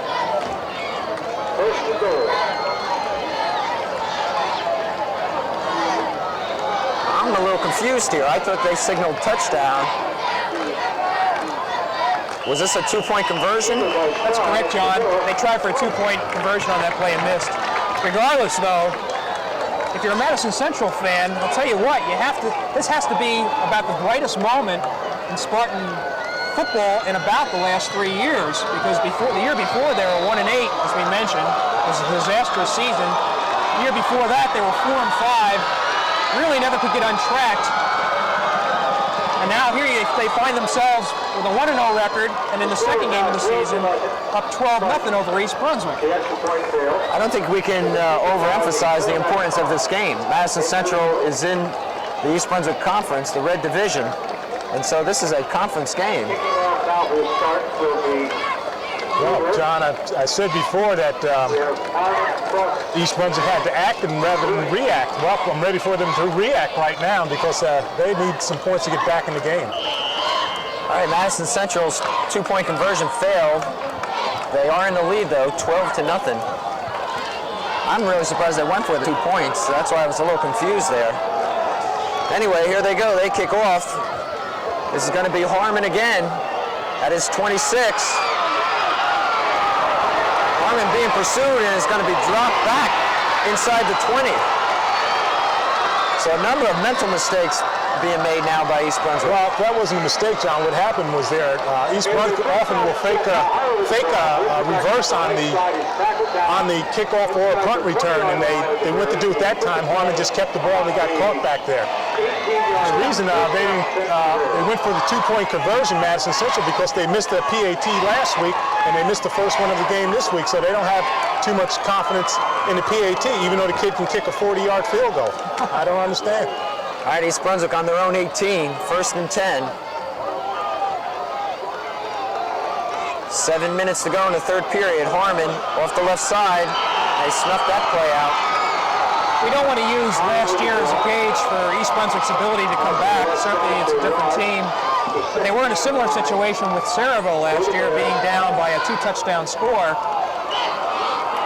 With about this much time left in the game, you have 6 minutes and 40 seconds left in the third quarter, plus a whole fourth quarter to play. But there is some growing concern. I think East Brunswick is going to have to do some scoring fairly quickly here. All right, Harmon picks up 2. It's 2nd and 8. Ball close to the East Brunswick 20. Forte looking to throw. He's got Plus wide open. First down around the 38-yard line of East Brunswick. Another excellent throw by Brian Forte, hitting Kenny Plus on the money once again. You know, Jimmy, Madison Central has a history, particularly last year, of folding later in the games. I mean, I don't mean to use the word folding, but they haven't held on to leads that they have had. Something about this team, Phil, I don't know, they're making the right plays, they're playing inspired football, and it's a case of East Brunswick having to wrest the momentum back from Madison Central. All right, first down for the Bears. The ball just shy of their own 40. Forte looking to pass, being pressured, steps up in the pocket. He's got DeVito all by himself into Madison Central territory. Joey DeVito close to the Madison Central 40. First down, East Brunswick. A fine throw again and a good catch by Joey DeVito. The ball popped up in his hand, he grabbed it on the second bounce and picked up a few more yards. And you see there the value of being a strong arm, big body quarterback, because a smaller body probably would not have been able to get out of that tackle. All right, 1st and 10, the ball on the Madison Central 42. East Brunswick's on the move. They trail 12-0. 5:24 to go in the third period. Brunig spins off one tackler, fights his way to about the 40-yard line. Once again,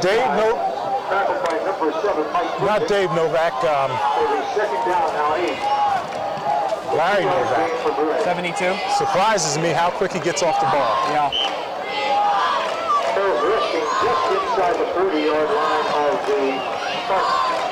Let's call it 2nd and 8. Ball just on the 40-yard line of Madison Central. Forte will throw, sets up, over the middle for Potter. It's intercepted. The ball was tipped at the line of scrimmage. Potter will bring it up to the 35-yard line, his own 35. You're exactly right, John. That ball was tipped at the line. Matter of fact, I don't think it was the line of scrimmage, but I think one of the people rushing Brian tipped the ball, got a hand on it as it was coming out of Brian's hand. That changes the trajectory, and the ball was intercepted. Football games are often won on breaks. That's a key one for Madison Central. Stops an East Brunswick drive. It seemed like they were getting things going, Phil, but that really puts a halt to it. All right, Sparrow brings out the Spartan offense. They're in the lead, 12-0, 1st and 10. That's Jones. Jones is to the outside. He's a speeder. Jones is going to go. They're not going to catch him. Major Jones. That's 65 yards, Jimmy. That's really a carbon copy of what Gary Lorman was able to do last week. Now Madison Central really has to be feeling good. It's a fine run by Major Jones. Popped to the outside and took it all away and just used his speed to take it in. Gentlemen, 2 turnovers by East Brunswick, and Madison Central has capitalized on both. East Brunswick finds itself a hole now. It's 18-0, 4:02 in the 3rd period. Major Jones has just gone 65 yards for the Spartans.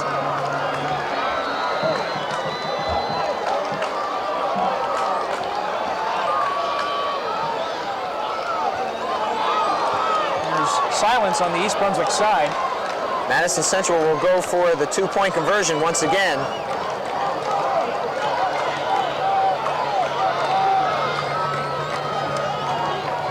We have motion and movement. There's movement in the line. It's a penalty against the Spartans, bringing it back 5 yards.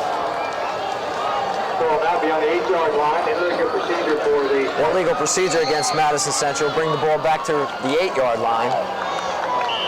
So now they'll have 8 yards to go for a 2-point conversion.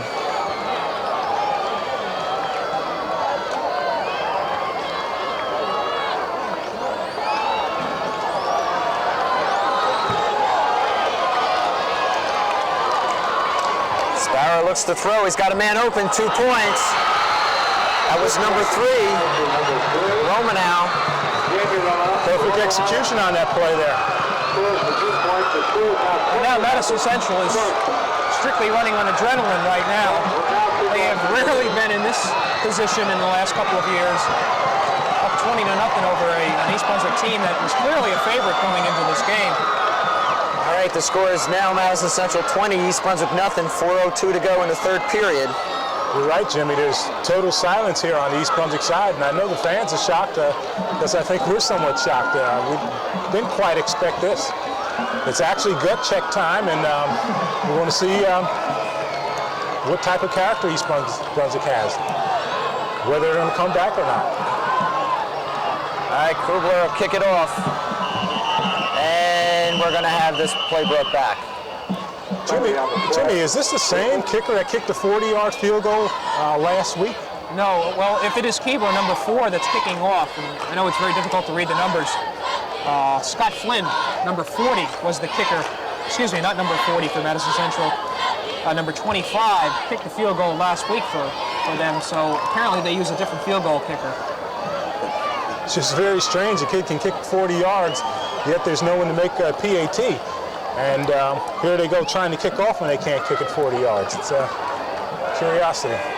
There's some confusion on the field, but I'm not sure what's going on. And the officials are going to get together and talk it over.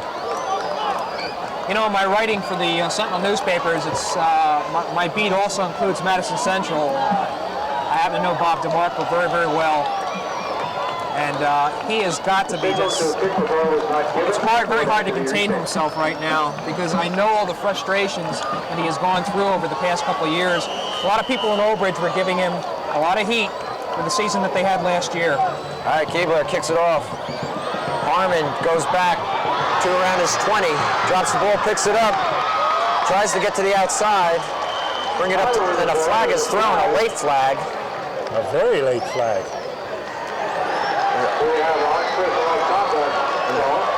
Unsportsmanlike conduct call is the preliminary signal against East Brunswick, so they'll move him back. if you're looking to make up a 20-0 deficit, that is not the type of flag you want in this time.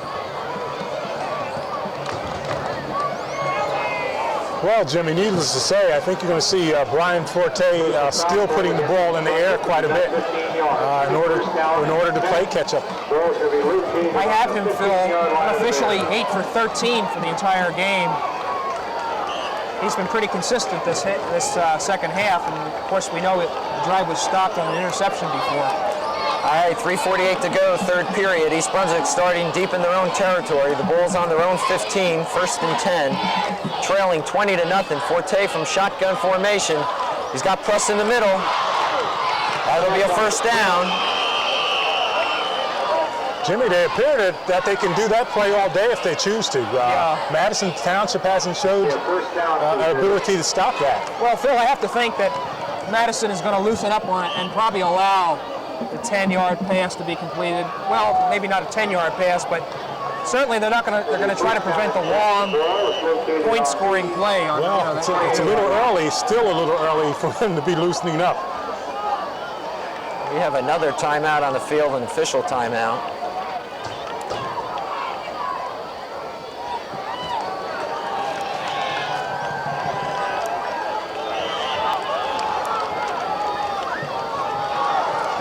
.3:17 and running the clock.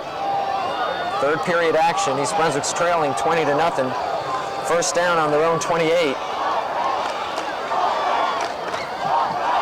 Forte fakes, looks down the middle. He's got Plus again. Plus to the outside, looking for a block. Plus crosses midfield. First down. Into Spartan territory. I'll tell you, East Brunswick still has plenty of time. In a way, Brian is passing that ball now. And as I said, they look like they can do that as much as they want to. And Madison look like they're giving it to them, or at least they can't stop it. I would think, Phil, that East Brunswick needs a score in this period. 2:43 and running. They have a first and 10 on the Spartan 49. Forte fakes. Looking to throw, sets up, slide. Actually, his foot slipped out as he delivered the ball, but Jimenez makes a fine catch. Brian just able to get that pass off before his knee touched the ground. And Edwin Jimenez going to his knees to make a great catch. Bulls at the Madison Central 41. It'll be second, and let's call it a long one for the first.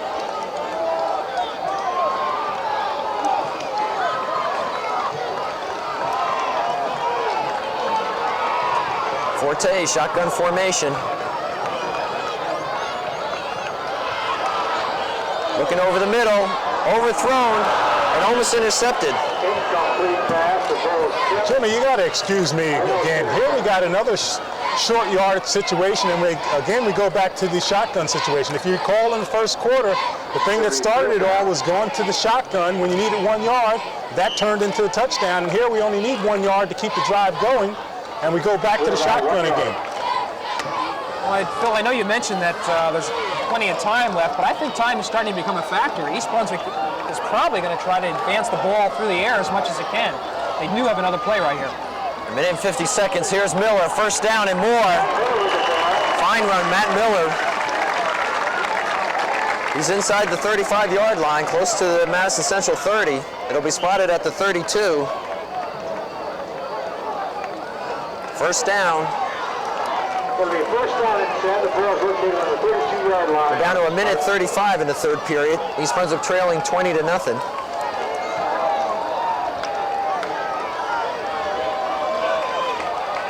Forte pitches to Brunig. Brunig is taken down at the line of scrimmage. Around the left side.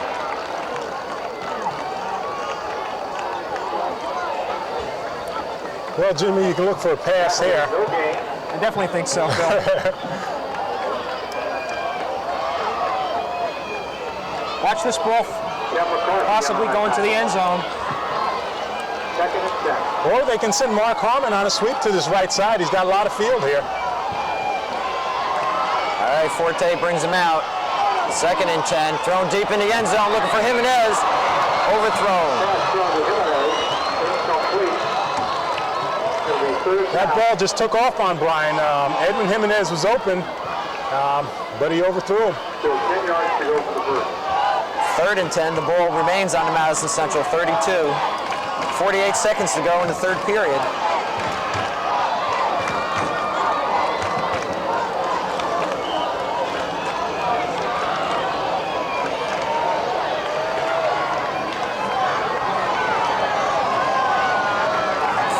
Shotgun formation.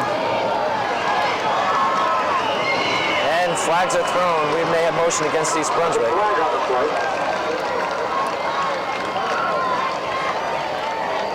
Again, not the time to compare a penalty like that. It's 5 yards. It is a procedure call against East Brunswick. I wouldn't be surprised if Marcus comes back with the same play to Jimenez. He was open before. Ryan just overthrew him. So I wouldn't be surprised to see him come back with that play.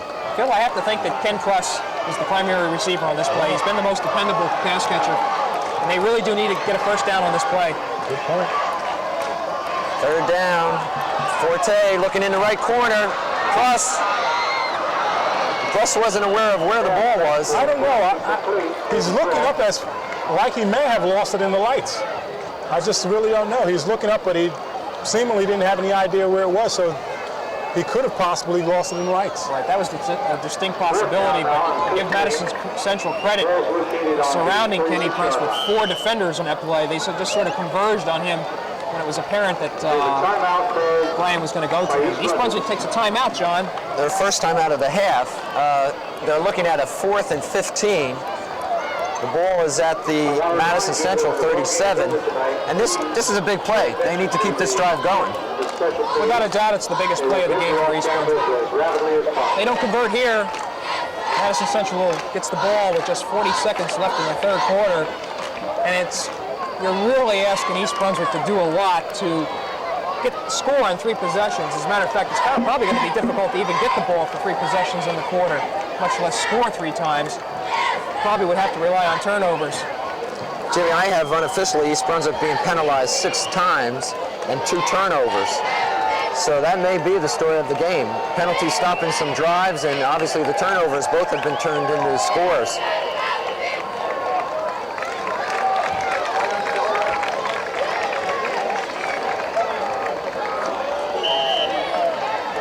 Fourth and 15, the Bears are going for it. Ball on the Madison Central 37. They've overloaded the right side of their offensive line in terms of receivers and backs.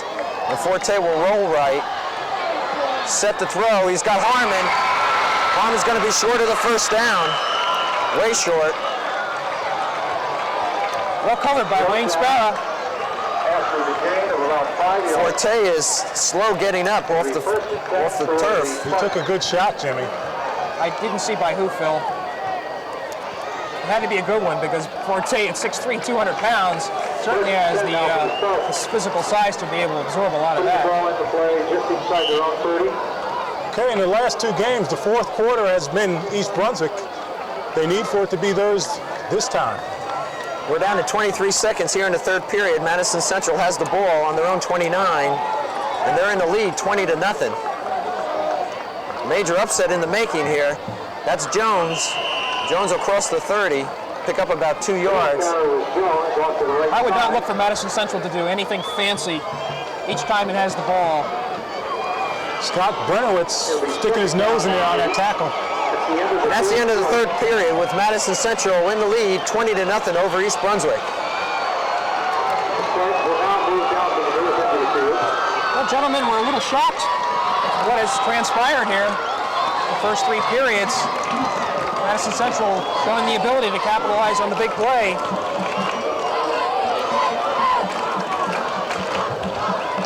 Brian Forte, by the way, so far this game has thrown 19 passes, has completed 13. Don't have the yardage with him, for him. But certainly he is showing the ability to throw the ball. Just cannot, when you're forced to make those long drives, you know, everything has to click on every play. Certainly it's not going to work every time, and I think that's East Brunswick simply ran out of gas on that last drive. Jimmy and Phil, I don't want to make this sound as a downer, but this could be a major game in terms of East Brunswick's season because they still have Stevens and Edison ahead of them. Anyway, Madison Central takes over. That Sparrow handed off to Jones on a quick opener. John, to comment on what you were saying, let's not base the entire season on one game, because we know that East Brunswick tends to play to the level of the opponent, and I think it's a matter of just being either caught off guard tonight or just going up against a Madison Central team that's just sky high. They have a lot to look forward to the rest of the season.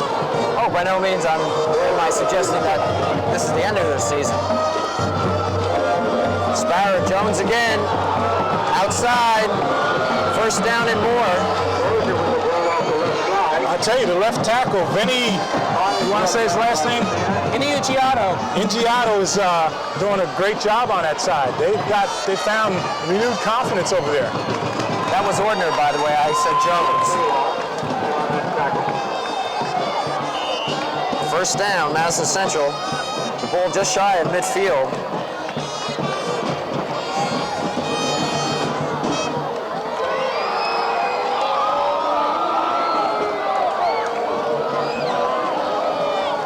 Here's Jones. Jones crosses the 45. He'll pick up about 6 on the play.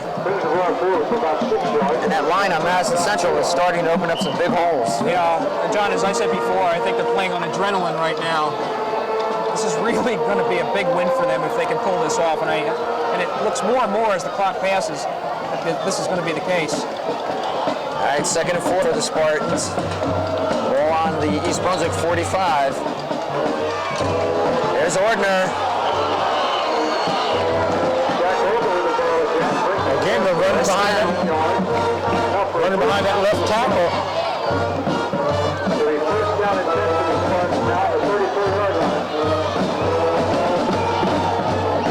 Clearly, John, total momentum has gone to Madison Central. You can see their confidence. You can see the way they're running the ball. They feel that they're in total control. 1st and 10, the Spartans on East Brunswick 34. Ordner again to the outside. He'll pick up about 4 or 5. You know, I gotta believe Scott Brenowitz, when he went out before, it looks to me like he had hurt his shoulder before. And I think they're taking advantage of that side over there. He's coming to the sidelines again. And I think that's been a big difference. He's been playing hurt a good part of the game. All right, it's 2nd and 6 for the Spartans. Sparrow keeps the ball. Sparrow is the ball and keeper around the right side.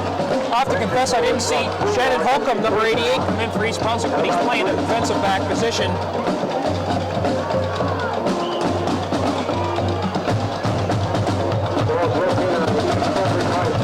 3rd and 3, the ball's on East Brunswick 27 now. 9:36 to go in the game. Madison with a 20-0 lead. There's Ordner. And he's still fighting. He's got the first down. Jack Ordner with the ball again off the left side. Well, they're taking advantage of Brunswick being out of there on that side now. They're just doing anything they want to do on that right side. And that's a mark of Bartlett's teams. He finds the weak link. In this case, it is the left side for East Brunswick. Excuse me, the right side. Keeps on hitting that area. All right, 1st and 10. The ball is on East Brunswick 23. The Spartans are marching once again. Sparrow to Ordner. Ordner with the throw to the line. Stops at the line of scrimmage. Regardless of the outcome of this game, I think the outcome has pretty much been determined with less than 9 minutes left to go. This really has to say something about the quality of the teams in the Greater Middlesex Conference. I know we touched on it before, but Madison Central being a recognition club, they're all good. You know, and we're going to talk a little bit about East Brunswick's schedule as they go down the line. But there it is, their first opponent, they're getting beat. All right, 2nd and 8 for the Spartans. There's Jones. Jones will be close to the 15-yard line. East Brunswick 15. Bring up a 3rd down. Central's offense is clicking, and once you get an offense like that clicking, they can throw you off balance and they can hit you with so many different things. And that seems to be what they're doing right now. Simple off-tackle plays, but they have these runs off balance. 3rd and 4. Sparrow keeps the ball, pitches outside to Jones. Jones turns the corner and is knocked out of bounds around the 10-yard line. Jimmy, I believe that's the first pitch that Madison Central has done today. When I opened up the game, I talked about the high-risk offense, the fact that there would be turnovers because of that. But Coach Bob DeMarco has played it smartly. He's used that offense, but he's only pitched once in it. He's either gave it to the dive men or had the quarterback keep it. So if you do that, it's going to be very safe. If you pitch, it's going to be high risk. He's only pitched once. All right, the Spartans have a 4th down, 4th and 1 at the East Brunswick 14. 7:48 to go.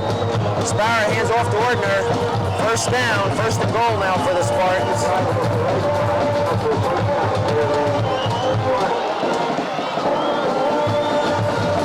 Ball's marked right at the 10-yard line. The East Brunswick 10. We have 7:40 to go in the game. Scott Brenowitz going back in the game.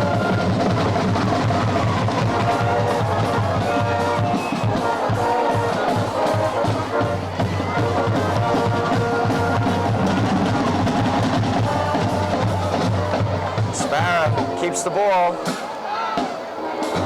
Fights his way inside the 10, maybe a yard. 2nd down. Has Madison Central put the ball in the air at all during this drive? It's all been on the ground. Every play's been on the ground.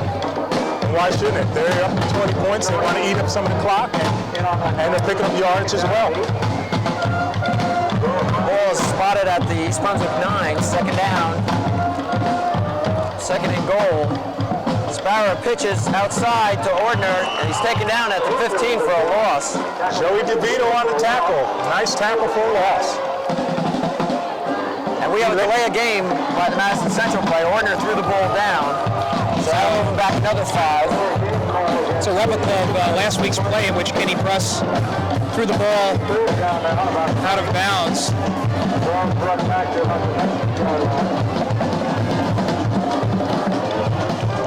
All right, so the ball is moved now back to the East Brunswick 20 after the penalty. You know, sometimes the game officials are criticized for not making a lot of good calls, or I think the officials have done a good job today. I agree. 3rd and 20. Jones gets up to the 15.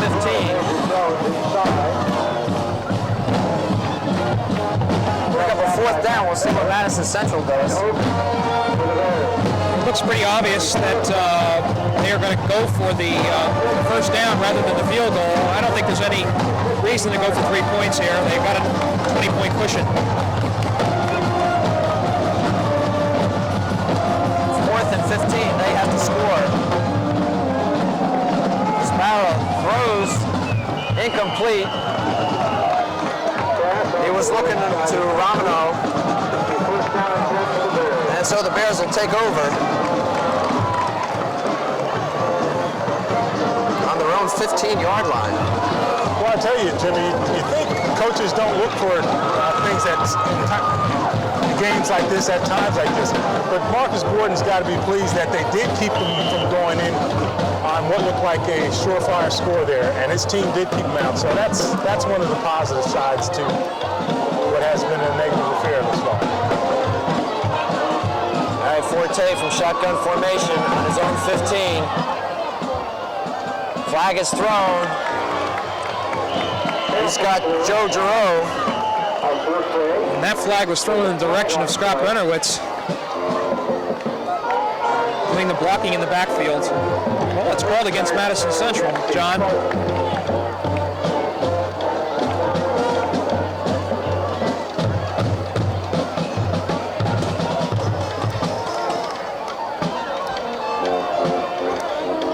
For the official call as the penalty is stepped off.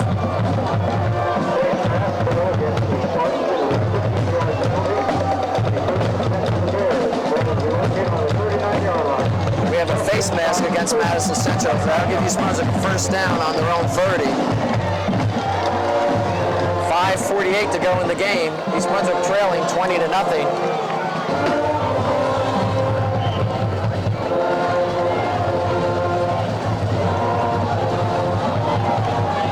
Forte looking for Jimenez over his head, and Jimenez took quite a shot there on the sideline.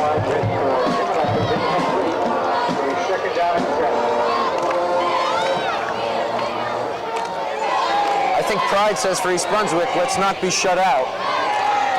They most definitely would like to score. And more importantly, at this time, to execute well, regardless of what has happened.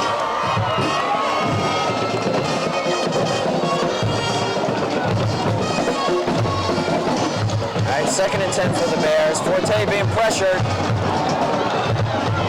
He's going to be dropped for a loss, a major loss, inside his own 20. That was Mike Nugent coming in from the left side, number 7. And really, you know, Brian, unless he gets the ball off quick, he's really a sitting duck for Madison Central. They know he's going to throw on every play.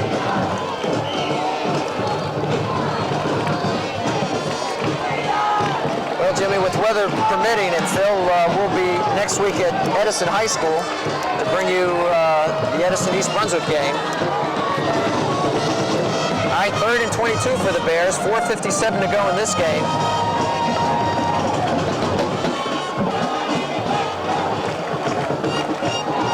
Forte sets up, thrown deep down the middle. That ball is knocked down, should have been intercepted. That was Ed Walsh back there. It's the sophomore. Playing center field. 4th down for the Bears. John, talking about Edison, they were supposedly upset in their first game versus John F. Kennedy, 14-9. We don't know how they did in their second game, but they are an opponent to be reckoned with, and East Brunswick, I'm sure, is going to have a tough time against the Eagles. All right, Josh Miller on the punt.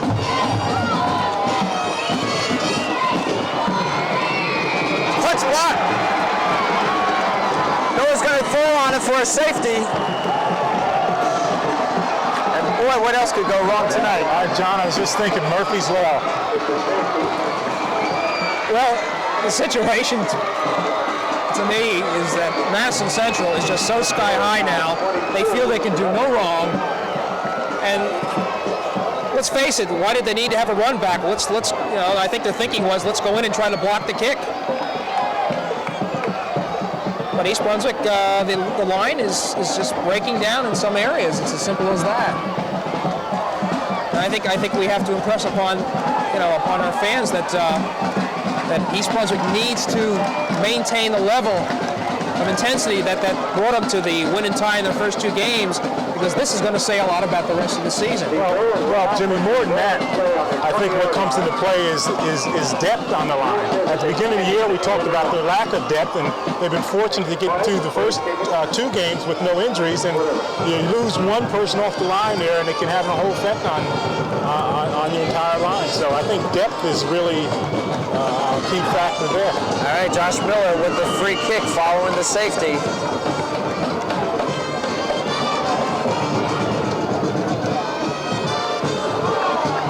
This is Walsh. Walsh gets inside East Brunswick territory. I'm sorry, that was Nugent, number 7. I guess I should mention Josh Miller did have a callus on his foot during the week.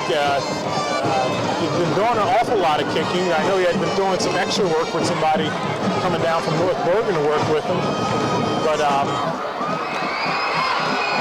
he hasn't had that much opportunity today to do anything. Well, we have 4:13 to go. Madison Central 1st down. They're now leading 22-0. That's Ordner carrying the ball. Phil, the fans are starting to leave, but I think in this case we really can't blame them. No, I guess not. Not because of East Brunswick's poor performance, but realistically the game is over now.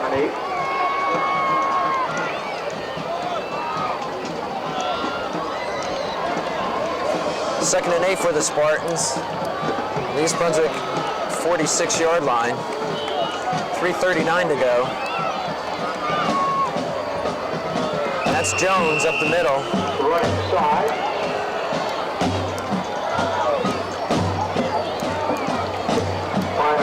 I said it before, talking about Bob DeMarco. I can't help but feel, just good for him because of all the negative circumstances of last season. And this is really the type of game that can turn a season around for Madison Central. We're going to watch them pretty closely as the season moves on. 3rd and 4 for the Spartans.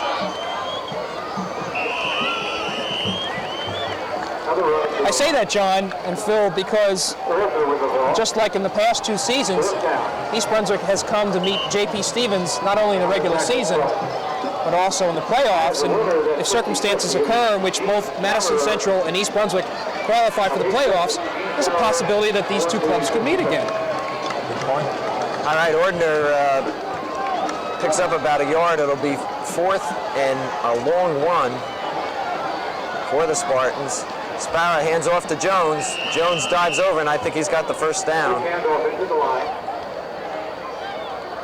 And he does.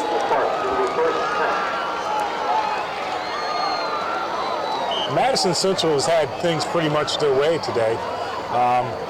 And as you point out, Jimmy, it's certainly a good sign for their program, which has been down in the past. I think East Brunswick is probably going to build off this loss. I think it's going to sharpen them up. They got a good test next week, and they just have to rebound. 1st and 10 on the East Brunswick 37. That's Jones with the ball. He'll pick up maybe 1. Phil, if I know Marcus Borden, I'm quite sure that he is not going to allow his team to dwell on this loss too long. It is true that this is a learning experience for the team. They did a lot of things wrong, but they are a team that is quick learning.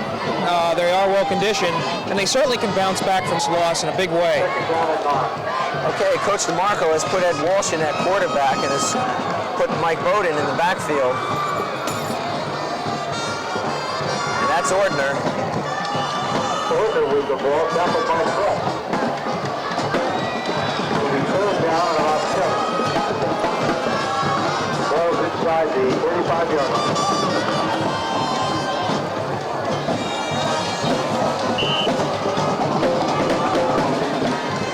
We're down to a minute left in this game, 4th quarter. Madison Central in the lead, 22-0. Got a 3rd and 7. Ball on East Brunswick 34. That's Bowden. Mike Bowden with the ball to the right side. We're under a minute now. We're down to 35 seconds. Somewhat of a disappointment on this rather historic evening, first evening night game. I was just going to say, John, is it's appropriate that perhaps Madison Central has turned out the lights on East Brunswick tonight. Oh, that's not funny, Jim. 17 seconds, and Madison Central will just play out the string here. They'll take a delay of game. I'm sorry, gentlemen, that's the writing in me. I think of headlines and leads. Take them back, 13 seconds left. And Madison Central begins the celebrating on the sidelines there. I wouldn't be surprised if they try to lift Bob DeMarco, carry him over to this side of the field. It's going to be celebrating in Oak Ridge tonight. I don't think this will be the last play of the game. And Walsh just falls down on the ball, and that's it.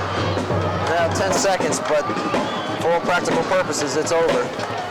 So Madison Central stays undefeated, while East Brunswick absorbs their first defeat of the season. They're now 1-1-1. Down to 2 seconds, 1, and that's it. A major upset here in Middlesex County,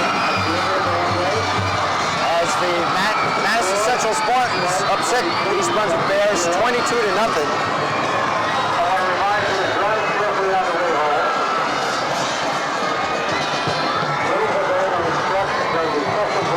Ground the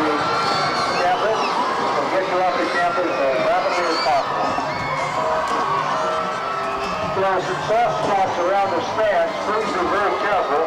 We just got finished putting the lights in, and there's some soft dirt. So be very careful as you walk down the path. See you again on the 17th of October for a night game at 7:30 against Woodbridge. This Tuesday, the East Brunswick High School soccer bowl will go against Still a lot of celebrating going on for Madison Central, John. They're very, very pleased about the outcome of this game. Well, I think they have to be pleased. They played a never-free game. They had no turnovers. I had East Brunswick with 3 turnovers. 2 of those, Madison Central was able to convert into points for them. I think it's amazing. One of the amazing things is that here is the scoring for Madison Central. Nugent went 64 yards with a fumble recovery. Sparrow ran 66 yards on a punt. And Jones, Major Jones, their running back, went 65 yards for a score. And the block punt brought it up to 22 points. But 3 plays over 60 yards from Madison Central. You can't say enough about their defense. They held East Brunswick in check, shut down the running game after some early difficulties with it, and East Brunswick really never threatened in the ball game. Well, John, we had mentioned the big play, and the big play once again has hurt East Brunswick. But I want to emphasize, I think East Brunswick can build on this. If you remember, we did so much talking about the intersectional rivalries, you know, the Cherokees and the Brick Township. Well, now you're back home in the GMC, and it's an indication that the GMC is going to be very tough. I think Marcus Borden is probably pleased that he has a tough Edison team coming up next week, because he knows his team mentally is not going to come up short. So you hate to lose a game like this. A great win for Madison Central, but believe me, Marcus Borden is going to make sure his team learns from this. Yeah, I just want to clarify something. I said before during the game that, you know, this is a major game for East Brunswick in the sense that, you know, it's Madison Central who is in their conference. My meaning was, and what I really was trying to say was, a loss here, you know, means you're going up against Edison, and Stevens is yet to come. So there are no slouches or sleepers in the Middlesex Conference, the Greater Middlesex Conference. And so this could have some bearing down the road, and as Jimmy mentioned, we may see East Brunswick matched up against Madison Central before it's all over. Phil, I can't help but think that maybe we were overly optimistic about East Brunswick's chances to, you know, duplicate the seasons of the past 2 in which they went to the Central Jersey Group 4 playoffs. I'm not saying that that's not possible. No, right. This is a sobering game for them, however, and it basically brings them back to the drawing board. But they're using a lot of young people. I mean, we said before, Gary Harmon, Joe DeVito, and Brian Forte, 3 sophomores. They never really had any varsity experience prior to this year. And I don't know, this Greater Middlesex Conference is just so good. There's a lot of balance that you just, you know, you go out and take your chances. And I don't think we're going to make a determination about what the Bears can and cannot do for the rest of this year on this game. I'd like to agree with Phil and think that they're going to use this as a positive experience and finish out this year or continue to play in a big way. All right, that's the story from East Brunswick High School. The Bears losing their first game of the season, 22-0 to Madison Central. And weather permitting, we'll be with you next week at Edison High School, where the Bears will take on a tough Eagle team. So for Jim Allinder and Phil Hill, I'm John Meggiolaro. Thanks for being with us.